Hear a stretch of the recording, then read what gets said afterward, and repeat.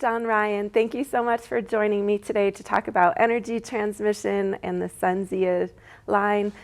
Electrical transmission is something that affects all of us, and yet I feel like most of us, we don't talk about it very much, and a lot of us don't really understand it. So can we start off, can you kind of lay out the purpose and the need for this proposed transmission line? I'd be happy to, Laura. Thanks for having me. The SunZia transmission project we've been working on for a long time. Electricity transmission lines take a long time. SunZia is one of those lines that's a renewable transmission line. So we are building it to get to the wind energy in central New Mexico.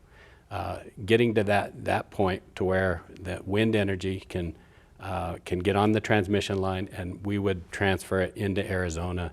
And once we get into Arizona, the power could be sold to the Arizona utilities or California utilities, whatever the case may be. It's really exciting. It's been a long haul. We have a new ideas about alternative routes, and I'd love to get into some of that detail, but really it's a transformational project for New Mexico. It will bring a great deal of economic benefits to the state, to a lot of the rural communities that we deal with, to a lot of the landowners, and we're trying to do it in an environmentally sensitive way. So in terms of the electricity that New Mexicans will use, does this mean there will be more renewable energy in the mix for New Mexicans, or does it go to other markets? It could be both. We're doing two lines, like I said. One of the first lines will be a DC line whereby we're transporting a lot of the wind energy into Arizona and therefore into the western markets. The second line will be an AC line. That will include substations in Luna County, one in Torrance County, and that allows for interconnections into the New Mexico grid.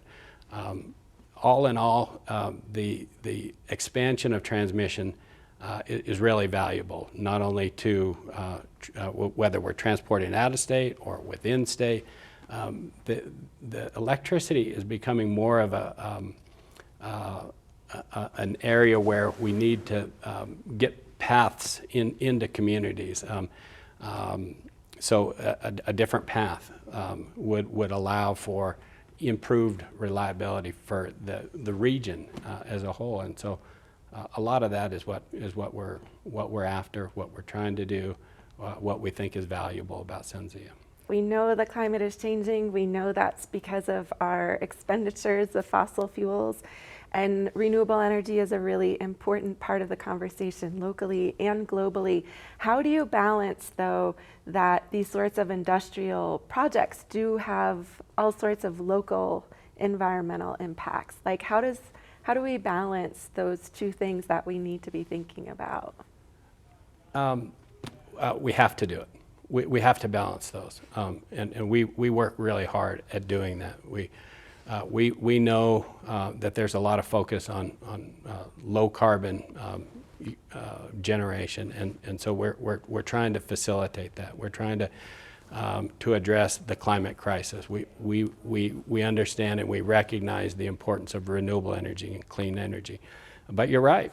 We've got to convince local communities, local elected officials, stakeholders, environmental groups that not only are these projects important, but we have to do them in an environmentally sensitive way. And there's lots of things that we are doing that I hope turns into a model for how other projects should proceed.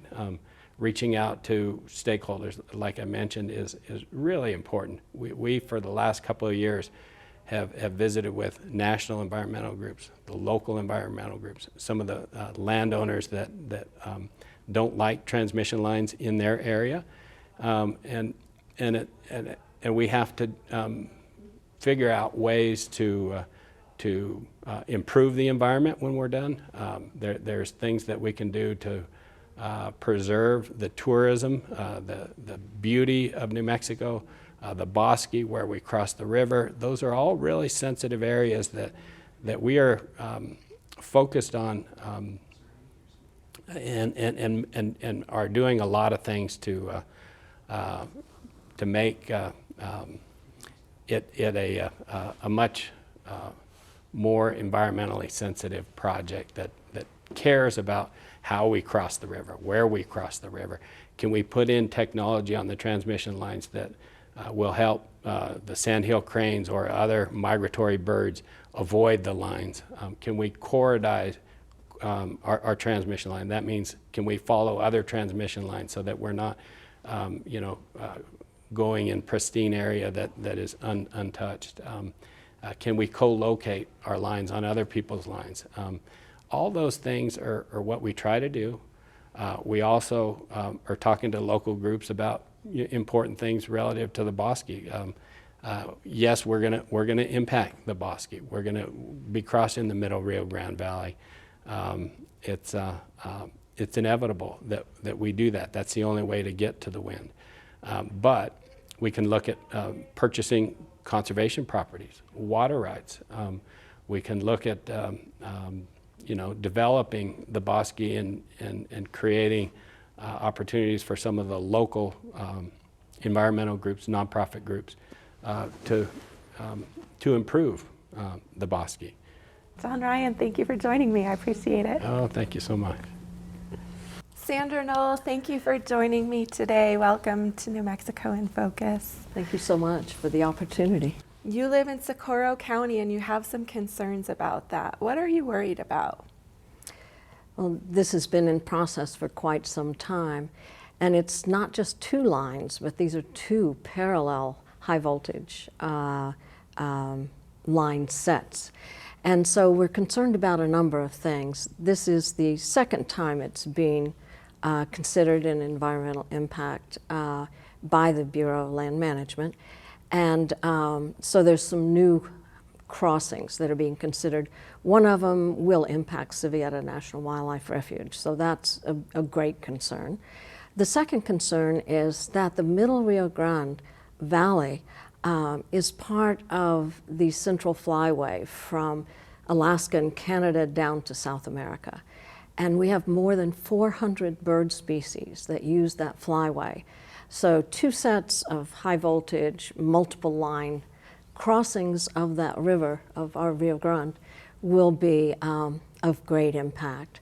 And then the third major thing that we're concerned about is really the impact economically on ecotourism, particularly on counties like Socorro, that can count a lot on that. You mentioned migratory birds. What kinds of species are we talking about, and why is the Rio Grande important to these particular species? Okay. There's more than 400 species that migrate along or utilize this river corridor for habitat. And just historically, it has been a part of the east-west, the mid-continent flyway for thousands and thousands of years.